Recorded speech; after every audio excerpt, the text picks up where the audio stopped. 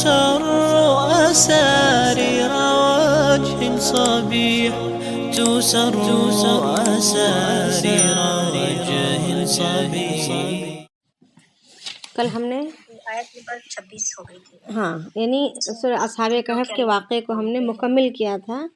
اور اللہ تعالیٰ نے آخر میں یہ کہا تھا کہ اللہ تعالیٰ زیادہ جاننے والے ہیں اور انہی کو غیب کا علم ہے، اور ان کی بصارت اور ان کی سماعت اس کے شان کے مطابق ہے، اور اللہ تعالیٰ کے علاوہ کوئی کسی کا مددگار اور اللہ تعالیٰ کو کوئی نہ ہی کوئی کارساز ہے، اللہ تعالیٰ کا کوئی مددگار ہے، اور نہ ہی اللہ تعالیٰ اپنے کاموں میں، اپنے مشوروں میں، اپنے فیصلوں میں کسی کو مشورے کے لینے کے اعتبار سے ہو یا کوئی کسی اور بات کے اعتبار سے کسی کو شریک بھی نہیں کرتے ہے نا. پورا اللہ پاک بے نیاز ہے، ہر طرح سے بے نیاز ہے. کسی بھی معاملے میں اللہ تعالیٰ کو کسی کی حاجت نہیں ہے. وہ اپنے فیصلوں میں بھی آزاد ہیں، اپنی قدرتوں میں آزاد ہیں، ہر بات میں وہ آزاد ہیں، وہ بے نیاز ہیں. اب آگے اللہ رب العالمین بتا رہے ہیں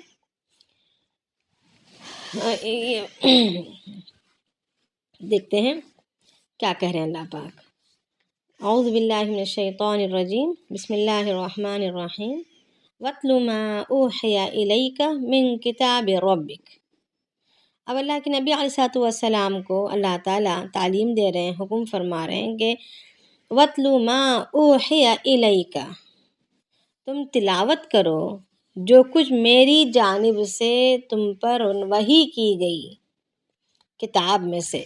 یعنی قرآن شریف سے، کتاب اللہ سے یا کلام اللہ سے میں جو بھی نازل کیا گیا ہے تمہاری طرف میری جانب سے، اس کی تم تلاوت کرو. آپ کے رب کی جانب سے جو کچھ بھی نازل کیا گیا ہے اس کی تلاوت کرو. لا مبدل لکلماتہ، یعنی اس میں جو بھی کلمات، جو بھی آیتیں یا جو بھی احکامات جو بھی بیان کیا گیا ہے اس کو کوئی تبدیل کرنے والا نہیں ہے، کوئی بدل نہیں سکتا. وَلَن تَجِدَ مِن دُونِهِ مُلْتَحَدًا، اور اس کے علاوہ یعنی اللہ کے علاوہ ہرگز اور ہرگز کوئی پناہ کی جگہ نہیں ہے. یعنی اللہ تعالیٰ کے فیصلوں کو بھی کوئی بدل نہیں سکتا، اور اگر اللہ رب العالمین کسی کے حق میں کوئی فیصلہ کر دے تو انسان جو ہے ہرگز اور ہرگز کہیں اس فیصلے سے اپنے آپ کو بچا کر کہیں جا کر چھپ بھی نہیں سکتا، کہیں پناہ حاصل نہیں کر سکتا اللہ سے بھاگ کر. اگر اللہ رب العالمین کسی کے حق میں کوئی فیصلہ کر دے تو وہ اٹل ہے، اس کو نہ ہی کوئی تبدیل کر سکتا ہے، نہ ہی اس کو کوئی تبدیل کر سکتا ہے، اور نہ ہی کہیں وہ بچ کر بھاگ سکتا ہے. اب دنیا میں اگر کسی کے حق میں کوئی فیصلہ ہو جائے، یا تو سفارش کے ذریعے سے یا پیسوں کے زور کے ذریعے سے یا طاقت کے زور سے اس فیصلے میں دباؤ ڈال کر تبدیلی لا سکتے ہیں، یا تو پھر انسان راہ فرار ہو سکتا ہے، بچ کر بھاگ سکتا ہے، غائب ہو سکتا ہے. مگر اللہ رب العالمین کے پاس یہ دونوں چیزیں کارآمد نہیں ہیں. اب آگے یہاں پر اللہ رب العالمین نے اپنی طاقت اور اپنی بڑائی کا اظہار کیا. آگے اللہ رب العالمین فرما رہے ہیں اس کے کہنے کے بعد، یعنی اللہ تعالیٰ اپنی طاقت کے دکھلانے کے بعد، اپنے اٹل فیصلوں کو جتانے کے بعد اللہ تعالیٰ فرما رہے ہیں وَاصْبِرْ نَفْسَكَ مَعَ الَّذِينَ يَدْعُونَ رَبَّهُمْ بِالْغَدَاةِ وَالْعَشِيِّ، کہ آپ اپنے آپ کو روکے رکھیے، آپ اپنے آپ کو ان لوگوں کے ساتھ رکھیے، یعنی اٹھنا بیٹھنا، آپ کا ملنا جلنا، دوستی جو بھی ہے، آپ اپنے آپ کو ان لوگوں کے ساتھ رکھیے جو یدعون ربهم بالغداة والعشی، جو پکارتے ہیں اپنے رب کو صبح اور شام، یعنی اپنے رب کی عبادت کرتے ہیں، اپنے رب کے سامنے سرنگوں ہیں صبح و شام. یریدون وجہہ، اور اس کی رضامندی کو چاہتے ہیں. صبح شام اپنے رب کو کس لیے پکارتے ہیں؟ تاکہ اس کی رضامندی حاصل ہو جائے، اس کی خوشنودی حاصل ہو جائے، یعنی اپنے رب کی خوشنودی حاصل ہو جائے. اپنے رب کی توجہ حاصل ہو جائے، اس کے لیے وہ صبح شام اپنے رب کو پکارتے ہیں۔ وَلَا تَعْدُ عَيْنَاكَ عَنْهُمْ، اور تم ہرگز اپنی نگاہیں، یعنی اپنی نگاہوں سے مراد اپنی توجہ یا اپنی دلی رجحان ان سے نہ ہٹانا، ان سے اپنی نگاہوں کو نہ ہٹائیں، اور بالکل تاکید کے ساتھ کہہ رہے ہیں کہ خبردار تم ان سے نگاہوں کو نہیں ہٹانا، یعنی اپنے میلان کو، اپنے دلی میلان کو یا اپنی دلی رجحان کو یا اپنے توجہات کو بالکل نہیں ہٹانا۔ ترید الزینۃ الحیات الدنیا، دنیاوی زندگانی کی زینت کو حاصل کرنے کے لیے، یعنی دنیاوی شہرت کو حاصل کرنے کے لیے، دنیا کی خوشنودیاں حاصل کرنے کے لیے، لوگوں کی واہ واہ کے لیے، لوگوں کی تعریفوں کے لیے، اس کو حاصل کرنے کے لیے، دنیا کی زینت کو حاصل کرنے کے ارادے سے تم ان سے اپنے میلان کو یا اپنی توجہ کو یا ان کے ساتھ اٹھنے بیٹھنے کو نہیں ہٹانا۔ وَلَا تُطِعْ مَنْ أَغْفَلْنَا قَلْبَهُ، اور فرما برداری نہ کریں ان کی جن کے دلوں میں ہم نے غفلت ڈال دی ہے۔ من اغفلنا قلبہ، جن کے دلوں کو ہم نے غفلت میں ڈال رکھا ہے، عن ذکرنا، ہمارے ذکر سے، وہ ہمارے ذکر سے غافل ہیں۔ اور غافل ہونے کی وجہ کیا ہے؟ غافل اللہ پاک کر دینے کی وجہ کیا ہے؟ واتبع ہواہ، اس لیے کہ وہ اپنے خواہشات کی اتباع کرتے ہیں۔ وہ لوگ کون لوگ؟ ایک دوسرا گروہ ہے جو اللہ تعالیٰ کے ذکر سے غافل، اللہ تعالیٰ نے ان کو اپنے ذکر سے غافل کر رکھا ہے، اپنی یاد سے غفلت میں ڈال رکھا ہے، وہ غفلت میں پڑے ہوئے ہیں، دنیا کے مال و متاع کے زمانے میں، مال و متاع کے کمانے میں، جمانے میں، اس کو جوڑنے میں، دنیا کی عزتوں اور شہرتوں کو حاصل کرنے میں لگے پڑے ہیں، اور اللہ کی یاد سے ان کے دل غافل ہیں۔ اللہ نے ان کی یاد سے، اپنے یاد سے ان کے دل کو غافل کر رکھا ہے۔ یہ کون ہیں؟ واتبع ہواہ، یہ وہ ہیں جو اپنے خواہشات، اپنے نفس کی خواہشات پر چلنے والے ہیں، نفس کی خواہشات کی غلامی کرنے والے ہیں۔ وَكَانَ أَمْرُهُ فُرُطًا، اور جن کا کام حد سے آگے کو گزر چکا ہے، یعنی ان کے کام حد سے آگے کو بڑھ گئے ہیں، اللہ کی فرمانبرداری کو چھوڑ کر اللہ کی نافرمانی میں تجاوز کرتے چلے جا رہے ہیں، تو ان کے ساتھ ہرگز نہ اٹھنا بیٹھنا ان سے منع کیا گیا ہے۔ اصل میں یہ جو ہے اللہ کے نبی علیہ السلام کے پاس جو صحابہ تھے، جیسے بلال رضی اللہ تعالیٰ عنہ غلام، حبشی غلام تھے، اور اسی طریقے سے عمار رضی اللہ تعالیٰ عنہ یہ بھی ایک غلام تھے، یعنی سردار، بڑے خاندان کے، بڑے قبیلے کے ایسا نہیں تھا، بلکہ غلام تھے۔ اسلام لائے تو اسلام نے جو ہے انہیں درجہ دیا تھا۔ اور بلال رضی اللہ تعالیٰ عنہ یہ بھی حبشی غلام تھے، نہ دیکھنے، نہ شکل کے، نہ صورت کے، نہ رنگ کے، نہ ہی جو ہے کوئی سرداری کے، بلکہ غلام کی حیثیت تھی۔ ایک دفعہ دیکھے تو دوبارہ دیکھنے کو جی نہ کرے۔ اور پھر حضرت صہیب رضی اللہ عنہ، حضرت خباب رضی اللہ عنہ، عبداللہ بن مسعود رضی اللہ عنہ، یہ سارے صحابہ جو ہے اسلام لانے کے، ایک تو پہلے سے غلام رہے کچھ، اور کچھ جو ہے اسلام نے انہیں غریب بنا دیا۔ ان کے پاس پہننے کو کوئی کپڑا نہیں، ایک چادر سے اپنے جسم کو ڈھانک رہے ہیں، ان کے جسم پر کوئی تازگی نہیں، ان کے گوشت اترے ہوئے ہیں، گوشت سے خالی ہیں جسم، دبلے پتلے لاغر، کھانے کو کھانا نہیں۔ تو اب ان کی مجلس میں اللہ کے نبی صلی اللہ علیہ وسلم بیٹھے ہوئے ہیں، تو کفار مکہ، مشرکین مکہ نے اللہ کے نبی صلی اللہ علیہ وسلم سے کہا کہ آپ ان کے ساتھ اٹھتے بیٹھتے ہیں، اگر آپ معززین کے ساتھ، یعنی آپ بڑے خاندان کے ہیں، آپ بڑے شریف گھرانے کے ہیں، سردار خاندان کے ہیں، بڑے قبیلے کے ہیں، اگر آپ اٹھنا بیٹھنا اپنے برابر والوں کے ساتھ اگر کریں تو یہ اچھا ہے کہ اور بھی جو ہے، اور لوگ بھی آپ کے مجلس میں آئیں گے، بیٹھیں گے۔ معززین مکہ کے معززین، مشرکین جو معزز ہیں، جو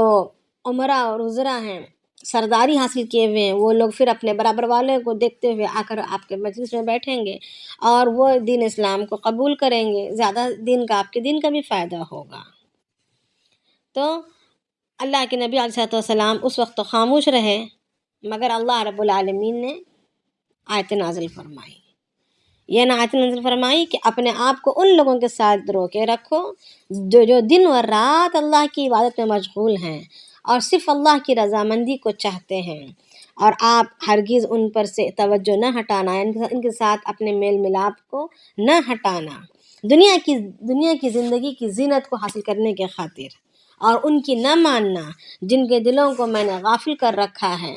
وہ غافل کرنے کی وجہ کیا ہے؟ وَاتَّبَعَ هَوَاهُ، وہ اپنی خواہشات کے متبع ہیں، یعنی اس خواہشات کی اتباع کرنے والے ہیں، اور ان کے کام، ان کے اعمال حد سے آگے بڑھے ہوئے ہیں۔ تو اللہ کے نبی علیہ السلام کو جب یہ آیت نازل ہوئی تو اللہ کے نبی صلی اللہ علیہ وسلم نکلے، اپنے گھر سے نکلے اور تلاش میں نکلے، تو جا کر دیکھا کہ مسجد میں جو ہے کچھ صحابہ ایک روایت میں آتا ہے کہ سورہ طٰہٰ کی تلاوت کرتے بیٹھے تھے، کچھ صحابہ کی روایت، کچھ روایات میں آتا ہے کہ سورہ کہف پڑھتے ہوئے بیٹھے تھے۔ تو اللہ کے نبی صلی اللہ علیہ وسلم ان کے درمیان جا کر بیٹھے اور کہا کہ اللہ کا شکر ہے کہ اللہ رب العالمین نے میری امت میں ایسے لوگ رکھے ہیں جن کے ساتھ مجھے بیٹھنے کا حکم ہو رہا ہے۔ پھر آگے اللہ پاک فرماتے ہیں کہ تیری آنکھیں ہرگز ان سے نہ ہٹیں، یعنی تجاوز نہ کریں، ان یاد کرنے والے، ان خدا کے یاد کرنے والوں کو چھوڑ کر مالداروں کی تلاش میں نہ لگ جانا، جو دین سے دور ہیں، عبادت سے دور ہیں، جن کی برائیاں بڑھ گئی ہیں، جن کے اعمال حماقت کے ہیں، اور تو ان کی ہرگز پیروی نہ کرنا، ان کے طریقے کو پسند نہ کرنا، ان پر رشک بھری نگاہ سے نہ دیکھنا۔ ارے کتنے مالدار ہیں، ان کا مکان کتنا عمدہ ہے، ان کی گاڑیاں کتنی عمدی ہیں، یعنی للچائی ہوئی نگاہوں سے نہ دیکھنا، ان کی نعمتوں کو للچائی ہوئی نظروں سے نہ دیکھنا، جیسے کہ اللہ رب العالمین ایک اور جگہ بھی فرماتے ہیں وَلَا تَمُدَّنَّ عَيْنَيْكَ إِلَىٰ مَا مَتَّعْنَا، تو وہ آیت بھی اللہ تعالیٰ یہاں پر بیان کر کے فرما رہے ہیں، اس طرف اشارہ کر کے فرما رہے ہیں کہ جو کچھ ہم نے ان کو دنیاوی زندگانی کی جو زینت دے رکھی ہے، نافرمانوں کو جو بھی دنیا کی زندگی کی زینت دے رکھی ہے، وہ صرف اور صرف ان کی آزمائش کے لیے ہے۔ تم ان نعمتوں کو دیکھ کر للچائی ہوئی نگاہیں نہ ڈالیں، اصل روزی تو تمہارے رب کے پاس ہے جو بہترین ہے۔ تو یہاں پر اللہ رب العالمین نے اپنے نبی کو بھی تاکید فرما رہے ہیں، اور خطاب مطلق ہے، یعنی قیامت تک آنے والی امت کے لیے، قیامت تک آنے والی اللہ کے بندوں کے لیے یہ تعلیم ہے اور یہ ایک حکم ہے کہ ہمارا اٹھنا بیٹھنا دینداروں کے ساتھ رکھا جائے، اللہ کے فرمانبرداروں کے ساتھ رکھا جائے، نافرمانوں کے ساتھ، اگرچہ کہ وہ رشتہ دار ہوں، اگرچہ کہ وہ ہمیں اچھے لگتے ہوں، مگر ہمارا دلی رجحان اور ہمارا اٹھنا بیٹھنا ان لوگوں کے ساتھ رکھنا ہے جو دیندار ہیں، جو اللہ کے ماننے والے ہیں، جن کے دلوں میں عاجزی و انکساری ہے، جن کے پاس اخلاق ہیں، ان کے ساتھ اپنے تعلقات کو قائم رکھنا ہے۔ اور رشتہ داری کی حیثیت سے اگر بے دین ہیں تو ہمیں ان کے حقوق ادا ضرور کرنے ہیں، یہ بات نہیں کہ ان سے چھوٹ چھٹاؤ کر دیا جائے یا ان سے بالکل کنارہ کشی اختیار کی جائے، نہیں، اگر کنارہ بالکل ہی چھوٹ چھٹاؤ کریں تو پھر ان کو دین کی دعوت کیسے دیں گے؟ ان کو اپنے اخلاق سے مانوس کرنا ہے، ان کو اپنی خدمت سے مانوس کرنا ہے، مگر یہ کہ ہمارا اٹھنا بیٹھنا، ہماری مجالس، ہماری دعوتیں، ہمارا سب کچھ دینداروں کے ساتھ رہے، دلی رجحان دینداروں کے ساتھ رہے، اور اس میں ان کو بھی شریک کیا جائے، یعنی ان کو ہٹائیں نہیں۔ یعنی اب آج بعضوں کا دیکھا گیا ہے کہ اگر ولیمے کی اگر دعوت بھی کر رہے ہیں تو پھر اس میں ایک دن صرف اپنے برابر والوں کو بلایا جاتا ہے، ایک دن ہائی کلاس کو بلایا جاتا ہے، ایک دن غربا مساکین کو بلایا جاتا ہے، یہ منع ہے۔ ایسی حرکت نہیں کرنی ہے، سب کے ساتھ برابری کا سلوک، سب کو اپنے ساتھ شامل کریں گے، چاہے ان کے کپڑے پرانے ہوں، پھٹے ہوئے ہوں، مگر اگر وہ اللہ کے فرمانبردار ہیں اور دین پر چلنے والے ہیں، اخلاق اور عاجزی ان کی ساری ہے، خدا سے ڈرنے والے ہیں، تو پھر ہمیں ان کے ساتھ رشتوں کے رکھنے میں کوئی شرمندگی نہیں، بلکہ فخر کے ساتھ اپنے لیے خوش قسمتی سمجھتے ہوئے ان کے ساتھ رشتوں کو رکھنا ہے ہمیں۔ آگے دیکھیں گے، کسی کو کوئی سوال ہے یہاں پر؟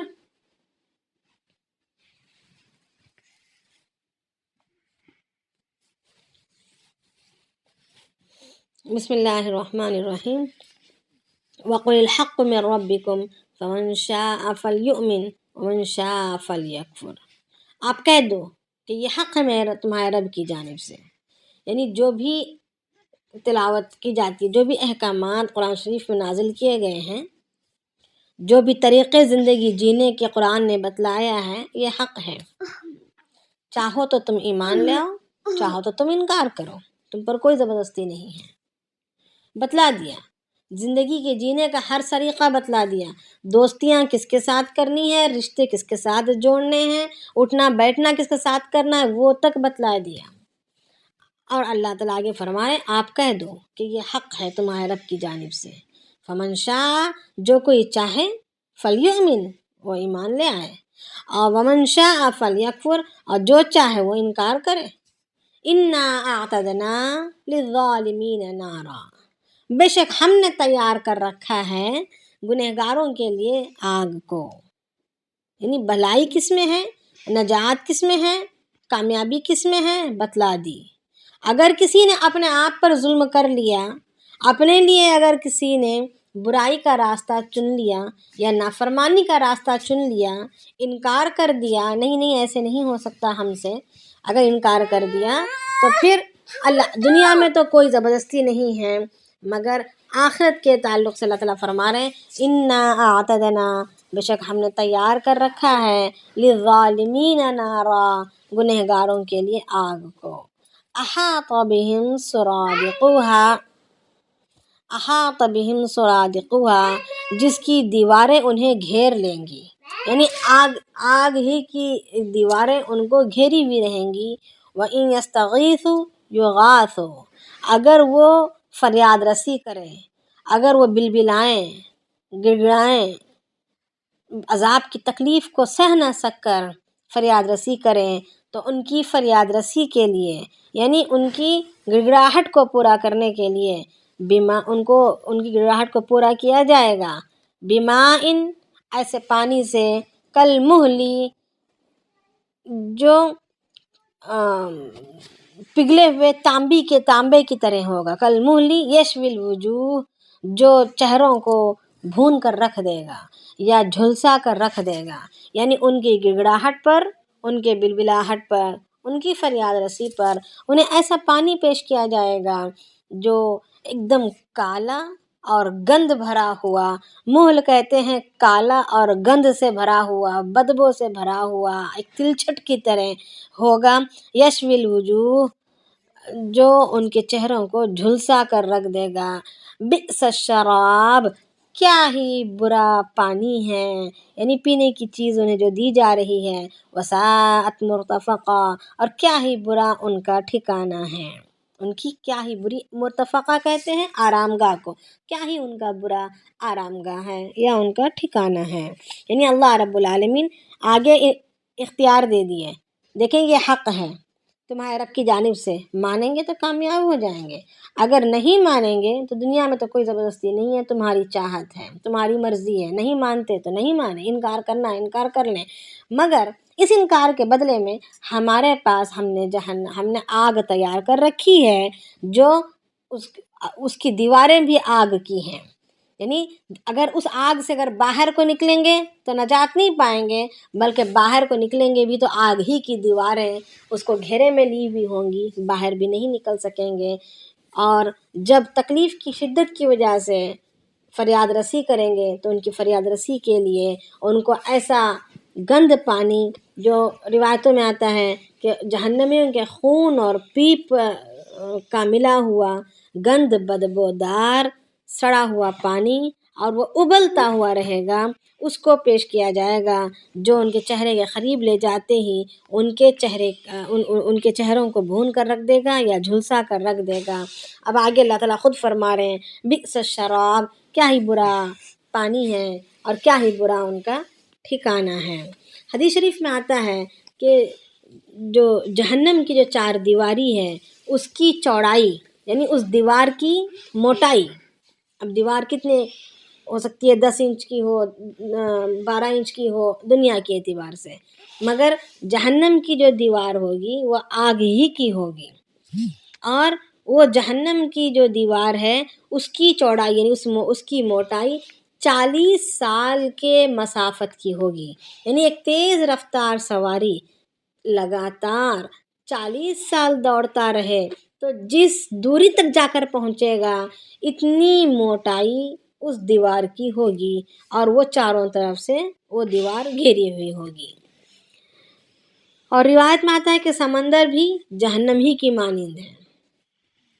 تو اللہ کے نبی علیہ السلام نے جب اس آیت کی تلاوت فرمائی تو اللہ کے نبی صلی اللہ علیہ وسلم نے فرمایا واللہ میں اس میں نہ جاؤں گا جب تک بھی میں زندہ رہوں گا، اور نہ ہی اس کا مجھے کوئی ایک قطرہ مجھے ملے گا۔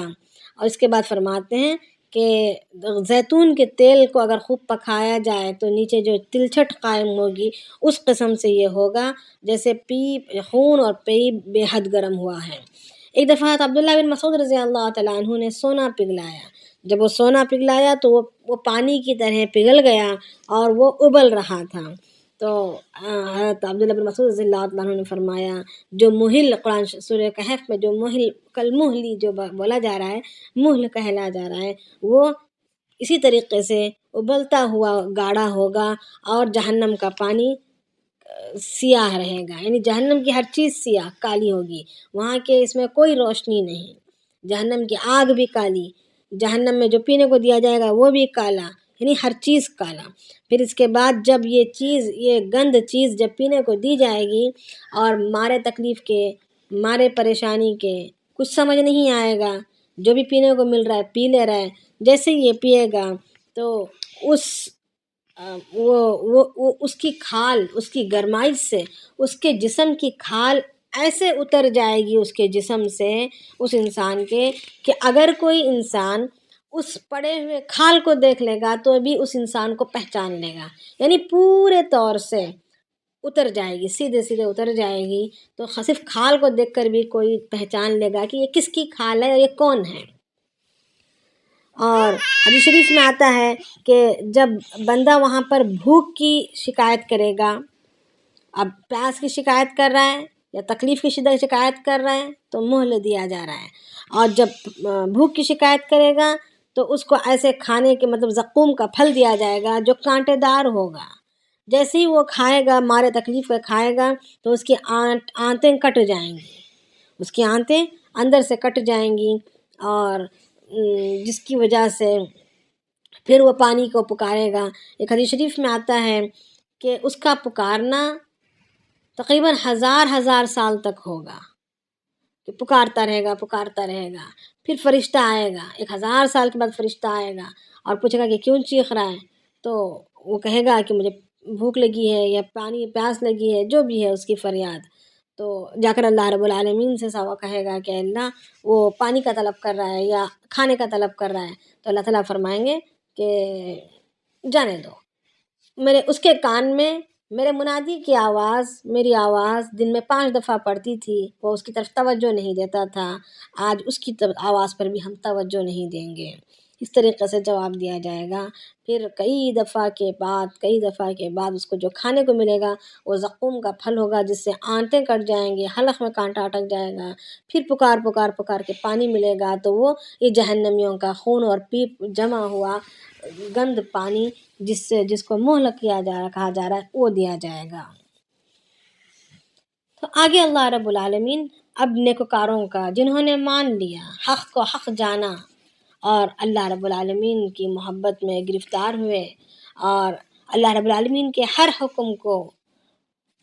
اپنے دل و دماغ سے تسلیم کرتے ہوئے اس کو اپنی زندگی میں اپنایا، اللہ کی طاقت کو بڑا سمجھا، اللہ کے فیصلوں کو اٹل سمجھا، اور دنیا کی زندگی کی زیب و زینت کو ترک کر کے اللہ کی آخرت کی زیب و زینت کو یقینی سمجھا اور اس پر چل پڑا، اس کے لیے اللہ رب العالمین فرماتے ہیں ان الذین آمنوا، بے شک وہ لوگ جو ایمان لائے، وعاملوا الصالحات، اور جنہوں نے نیک اعمال کیے، یعنی اعمال صالحہ کیے۔ اب یہ اعمال صالحہ کیا ہیں؟ بکثرت ہم کہہ چکے ہیں، قرآن شریف میں بکثرت آتا رہتا ہے انا لا نضیع اجر من احسن عملا، تو اللہ تعالیٰ فرما رہے ہیں کہ جو لوگ ایمان لے آئے اور عمل صالح کیے، بے شک ہم لا نضيع ہم ضائع نہیں کریں گے، یعنی بیکار ہو جانے نہیں دیں گے، برباد نہیں کریں گے ان کی محنت کو، اجر من احسن عملا یعنی ان کے اجر کو ضائع نہیں کریں گے، من احسن عملا جس نے اب اچھے کام کیے ہوں، جس نے نیک کام کیے، جس نے نیکیاں کی، نیک عمل کیے، ان کے اجر کو ہم ضائع نہیں کریں گے۔ اولئک لہم جنات عدن تجری من تحتها الانہار، آگے فرماتے ہیں اللہ پاک کہ ان کے لیے باغات ہوں گے، باغات ہوں گے جو ہمیشہ والی، ہمیشگی والی باغات ہوں گے، جن کے نیچے نہریں جاری ہوں گی، یحلون فیہا من اساور من ذہب، ان کو وہاں یہ سونے کے کنگن پہنائے جائیں گے، چاہے مرد ہو یا عورتیں ہوں، ہر جنتی کو سونے کے کنگن پہنائے جائیں گے، اور وَيَلْبَسُونَ ثِيَابًا اور لباس جو پہنایا جائے گا، خُضْرًا مِّن سُنْدُسٍ وَإِسْتَبْرَقٍ، سبز رنگ کا یعنی ہرے رنگ کا، گرین رنگ کا ریشم جو باریک بھی ہوگا اور موٹا، یعنی دونوں قسم کے، مختلف مواقعوں پر مختلف قسم کے، یعنی موٹا اور باریک مگر نرم اور سبز رنگ کا ریشمی لباس پہنایا جائے گا، متکئین فیہا علی الارائک اور وہ تکیے لگائے یعنی سہارا لگائے ہوئے بالکل آرام کے ساتھ، یعنی متکئین کہتے ہیں چار زانو بیٹھنے کو، تو یعنی آرام کے ساتھ، پورے بالکل آرام کے ساتھ بافراغت ہو کر وہ بیٹھے ہوئے ہوں گے، نعم الثواب کیا ہی بہترین ان کا بدلہ ہے، وحسنت مرتفقہ اور کیا ہی ان کی بہترین ان کا ٹھکانہ ہے۔ تو اب یہاں پر ایک سوال یہ ذہن میں آ سکتا ہے کہ مردوں پر زیور دنیا میں تو حرام ہے، سونے کے زیورات کچھ نہیں پہن سکتا مرد، مگر آخرت میں ان کو جب پہنایا جائے گا تو کیسے لگے گا؟ عجیب نہیں لگے گا؟ تو ہر زمانے کے اعتبار سے، ہر ماحول کے اعتبار سے وہ چیزیں وہاں پر سجتی ہیں، تو اللہ رب العالمین جنتیوں کو جنت میں پہنائیں گے اور وہاں پر وہ سجے گا، کوئی اس میں عیب یا معیوب سمجھ نہیں آئے گی، بات نہیں ہوگی۔ وَاضْرِبْ لَهُمْ آگے دیکھیں گے، کسی کو کوئی سوال ہے؟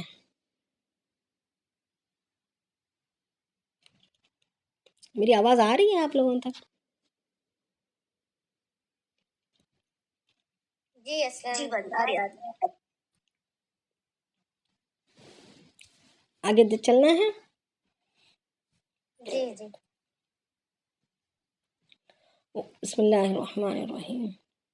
وَاضْرِبْ لَهُمْ مَثَلَ الرَّجُلَيْنِ، اب یہاں پر اللہ رب العالمین نے پیچھے ایک تو دوستیاں کس کے ساتھ کرنا بتلایا، دوسرا اس کے بعد عمل اللہ تعالیٰ کی آیتوں کو، کلام الہی پر مانو یا نہ مانو تمہاری مرضی، یہ کہہ دیا، پھر ماننے والوں کو کیا ملے گا، نہ ماننے والوں کو کیا ملے گا، یہ بتلا دیا۔ اب آگے اللہ رب العالمین مثال دے کر سمجھا رہے ہیں کہ ماننے والوں کو کیسے کیا کرتے ہیں، نہ ماننے والوں کے ساتھ کیا کرتے ہیں، مثال بتلا رہے ہیں اللہ رب العالمین کہ وَاضْرِبْ لَهُمْ مَثَلَ الرَّجُلَيْنِ، انہیں ان دو شخصوں کی مثال سنا دو، بیان کرو ان لوگوں کے لیے، یعنی جس سے بھی تمہارا خطاب ہے، جس کے سے بھی تم دعوت دے رہے ہو،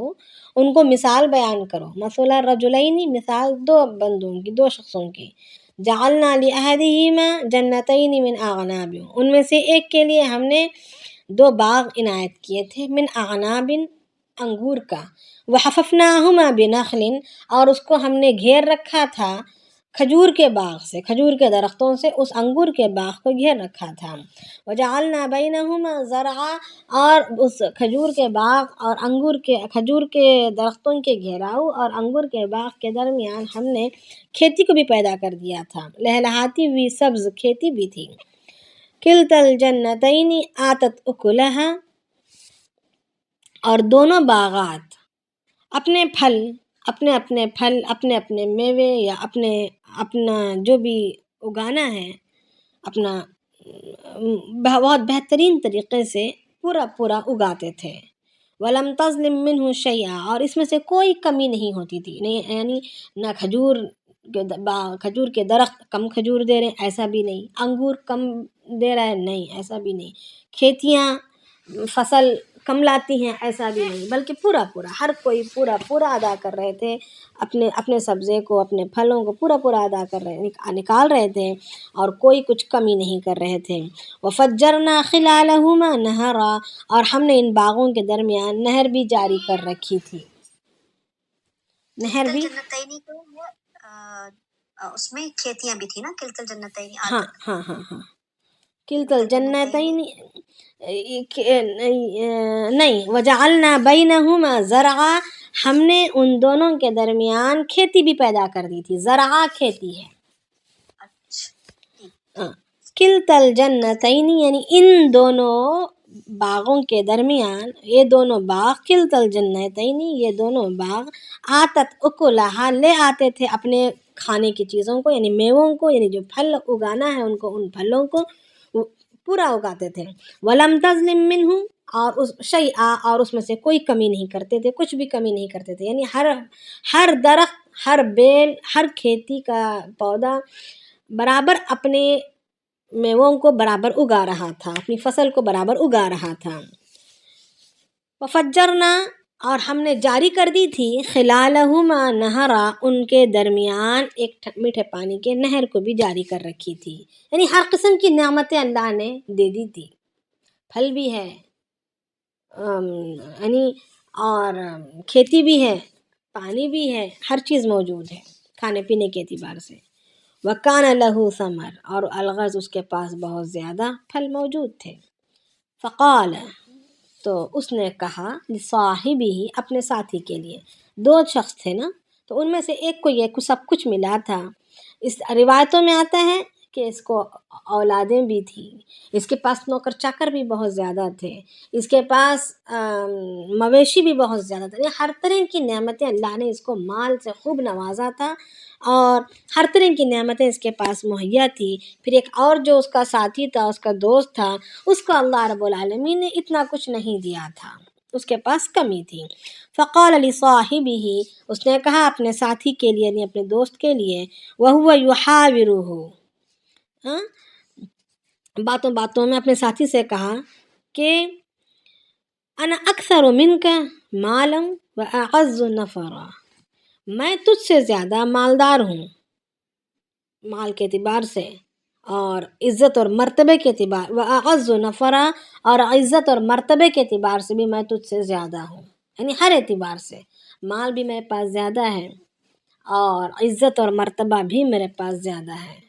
ودخل جنتہ، اور وہ گیا اپنے باغ میں، وہو ظالم لنفسہ، اور وہ اپنی جان پر وہ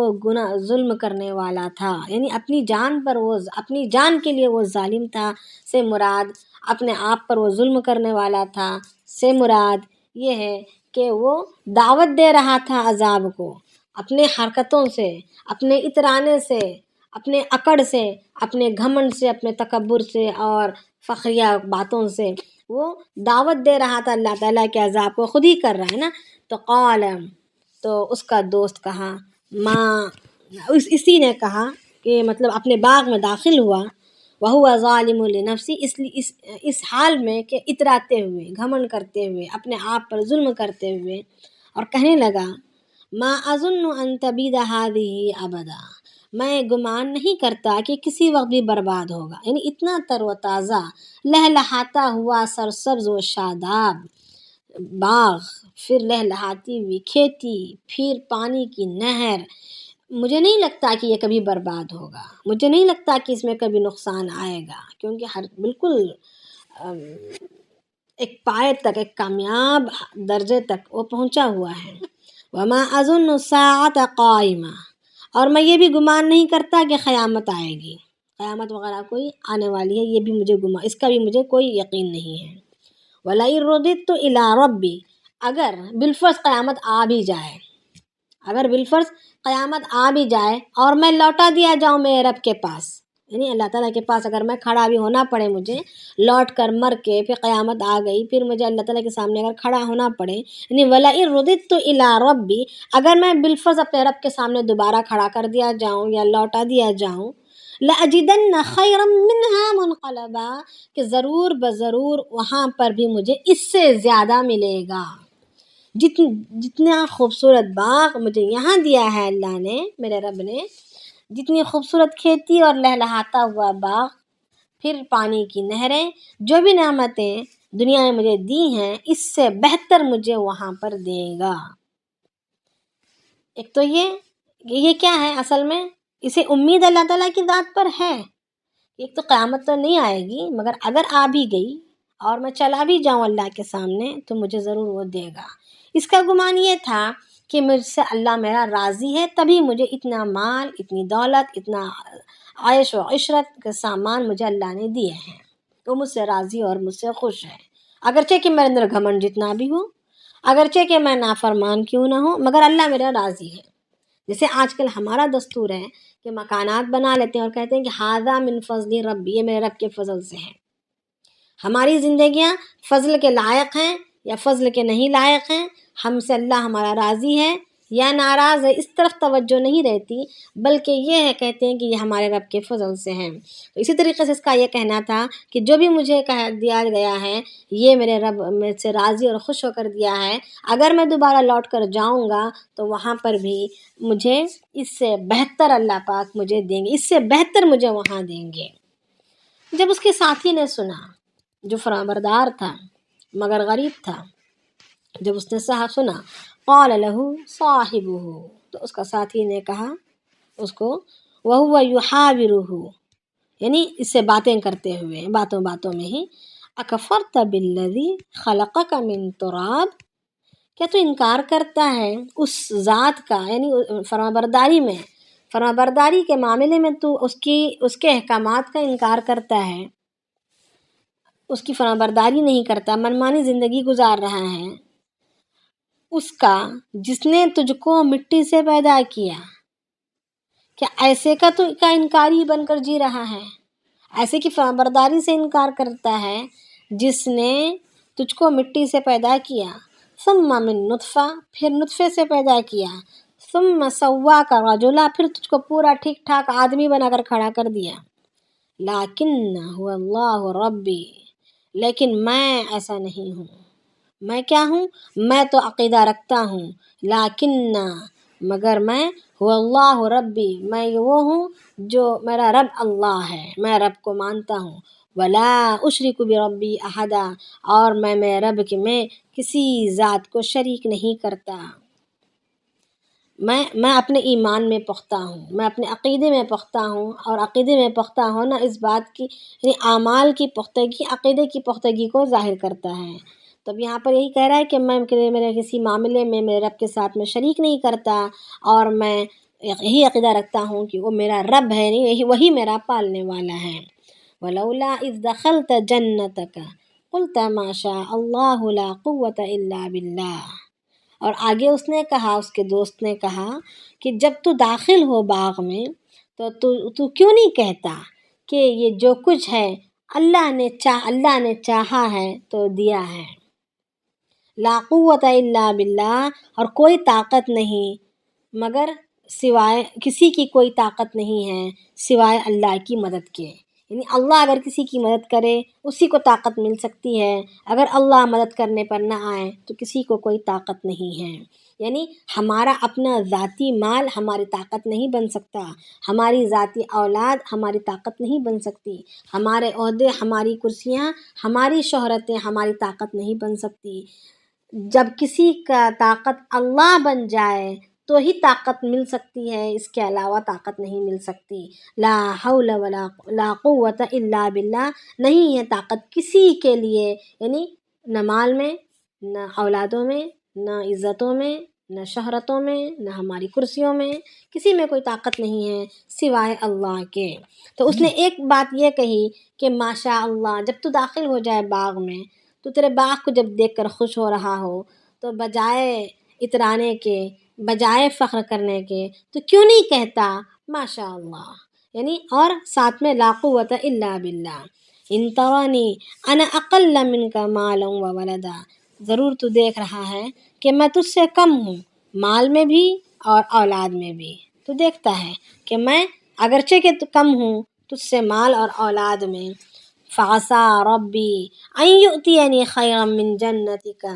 ويرسل عليها حسبانا من السماء. اب آگے کہہ رہا ہے، اس کا وہی دوست کی باتیں چل رہی ہیں کہ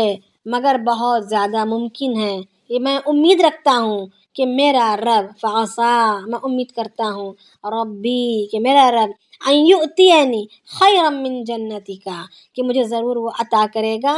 تیرے اس باغ سے بھی اچھا باغ عنایت کرے گا، کرنے پر وہ قادر ہے اور مجھے امید ہے کہ وہ مجھے عطا کرے گا. وَيُرْسِلَ عَلَيْهَا حُسْبَانًا،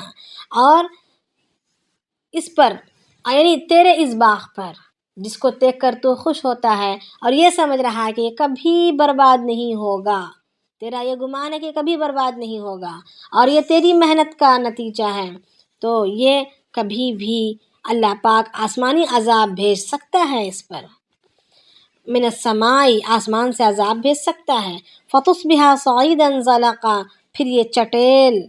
اور بالکل صاف میدان بن سکتا ہے. یہی لہلہاتا ہوا باغ، گنجان باغ، پھل اور پودے میوے دینے والا باغ، فصل اگانے والی کھیتیاں، سب کچھ جو ہے چٹیل میدان ہو کر رہ سکتی ہیں. اللہ تعالیٰ یہ کر سکتے ہیں. او یصبح ماؤها غورا، یا تو پھر ایسے حالت میں تو صبح کر سکتا ہے کہ اس کا سارا پانی سوکھ چکا ہو سکتا ہے. جو نہر ہے پانی کی، خوبصورت نہر جو اللہ نے دی ہے، یہ راتوں رات اس کا پانی سوکھ سکتا ہے، اور جب تو صبح کو دیکھے تو سارا پانی سوکھ گیا ہو، ایسا بھی دیکھ سکتا ہے. فلن تستطيع له طلبا، پھر تیرے پاس کوئی استطاعت یعنی کوئی حیثیت نہیں رہے گی اس کو دوبارہ ڈھونڈ کر لانے کی، سارا کچھ جمانے کی، سارا کچھ دوبارہ کھڑا کرنے کی، یا پانی کے دوبارہ بہانے کی، تجھ میں پھر استطاعت یا طاقت نہیں رہے گی. ایسے ممکن ہے تو اترانے کے بجائے تجھے چاہیے کہ تو کہے ما شاء اللہ لا قوت الا باللہ، یعنی جو اللہ نے چاہا وہ کیا ہے اور کسی کی کوئی مدد نہیں ہے، کسی کے پاس کوئی طاقت نہیں ہے سوائے اللہ کے. تو یعنی اس نے ما شاء اللہ لا قوت الا باللہ کہنے کی دعوت دے رہا ہے اس طریقے سے سمجھاتے ہوئے. تو مگر اس نے نہ مانا، اس نے مانا نہیں، وہ اپنی اکڑ میں، اپنے گھمنڈ میں اڑا رہا. تو اللہ رب حدیث شریف میں آتا ہے کہ اللہ کے یہیں پر قرآن شریف میں اللہ تعالیٰ آگے فرما رہے ہیں وَأُحِيطَ بِثَمَرِهِ فَأَصْبَحَ يُقَلِّبُ كَفَّيْهِ عَلَى مَا أَنفَقَ فِيهَا وَهِيَ خَاوِيَةٌ عَلَى عُرُوشِهَا. تو اب اللہ تعالیٰ آگے فرما رہے ہیں کہ اس کے سارے پھل گھیر لیے گئے، اس کے سارے پھلوں کو گھیراؤ میں لے لیا گیا، اور جب اس نے صبح کی تو اس نے جو کچھ اس باغ پر خرچ کیا تھا، اس باغ کو لہلہانے کے لیے، اس فصل کو اگانے کے لیے جو کچھ اس نے خرچ کیا تھا، وہ سب کا سب اوندھا گرا پڑا ہوا تھا. وہ باغ اوندھا پڑا، الٹا پڑا ہوا تھا، اور وہ اپنے حالتوں کو ملتے ہوئے، اپنے ہتھیلیوں کو ملتے ہوئے کہنے لگا یا لیتنی لم اشرک بربی احدا، کاش کہ میں میرے رب میں کسی بات کو شریک کیا ہوتا. یعنی اپنی بڑائی کو، اپنی کمائی کو، اپنی محنت کو، اپنی طاقت، اپنی صلاحیت کو جو اس نے شریک کیا تھا، کاش کہ میں یہ میرے رب کے معاملے میں کسی کو شریک نہ کیا ہوتا. ہاتھ ملتے ہوئے اس نے کہا وَلَمْ تَكُنْ لَهُ فِئَةٌ يَنْصُرُونَهُ مِنْ دُونِ اللَّهِ وَمَا كَانَ مُنْتَصِرًا. اب آگے اللہ رب العالمین فرما رہے ہیں کہ اس کی حمایت میں کوئی جماعت نہیں اٹھی. جب اس کا سارا باغ اوندھا گر پڑا، سارا کا سارا سرمایہ اس کا راتوں رات برباد ہو گیا، اور صبح جب اس نے اٹھا تو کچھ نہ پایا. یعنی اس نے جس چیز کو لگا کر، جس سرمایہ کو لگا کر اس باغ کو کھڑا کیا تھا، وہ سرمایہ بھی برباد ہو گیا. تو اب کوئی جماعت اس کے مدد کے لیے کوئی جماعت نہیں کھڑی ہوئی رہی، اللہ کے علاوہ کوئی کسی کا مددگار ہو نہیں سکتا. اور آگے اللہ پاک فرما رہے ہیں کہ کوئی اس کے بچاؤ میں کوئی اٹھ نہیں سکتا، اور نہ ہی وہ خود جو ہے اپنے مدد کے لیے کھڑا ہو سکتا ہے. اگر کسی کا اللہ پاک بگاڑ دے تو وہ نہ ہی اس کے مدد کے لیے کوئی جماعت آ سکتی ہے، اور نہ وہ خود اپنی مدد کے لیے اپنے پیروں پر کھڑا ہو کر اللہ تعالیٰ سے کوئی قسم کا کیس لڑ سکتا ہے۔ یہی بات اللہ پاک یہاں فرما رہے ہیں کہ وَلَمْ تَكُنْ لَهُ فِئَةٌ يَنْصُرُونَهُ،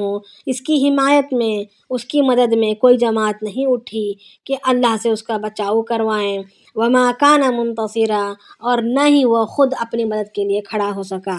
هُنَالِكَ الْوَلَایَةُ لِلَّهِ الْحَقِّ، اللہ تعالیٰ فرما رہے ہیں کہ یہیں سے، اسی بات سے یہ بات ثابت ہے کہ سارے اختیارات اللہ ہی کے لیے ہیں۔ اللہ تعالیٰ اپنی دلیل پیش کر کے کہہ رہے ہیں کہ یہی بات پروڈ ہے، یہ بات میں پروو کرتا ہوں، میں ثابت کرتا ہوں کہ ساری کی سارے اختیارات اللہ ہی کے لیے ہیں، کسی کے اختیار میں کوئی چیز نہیں ہے۔ وَخَيْرٌ ثَوَابًا وَخَيْرٌ عُقْبًا، یعنی وہی بہترین ثواب کے دینے کے اعتبار سے بھی اور انجام کے اعتبار سے بھی وہی بہترین انجام کا دینے والا اور ثواب کا دینے والا ہے۔ اس کے علاوہ کسی کے پاس کوئی طاقت اور کوئی قوت نہیں ہے۔ ہمارا کافی وقت ہو چکا ہے، انشاءاللہ اس کے بارے میں ہم کل بات کر لیں گے، اس کی تشریح کر لیں گے۔ رکوع مکمل ہو چکا ہے، ٹھیک ہے۔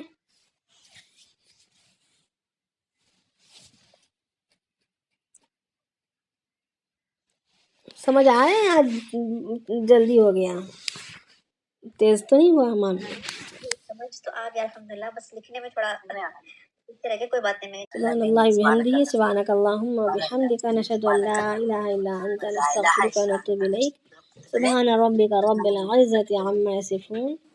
وسلام علی المرسلین، والحمد للہ رب العالمین۔ تقال العثار العظام به، ويعود الهوى ككبش ذبيح،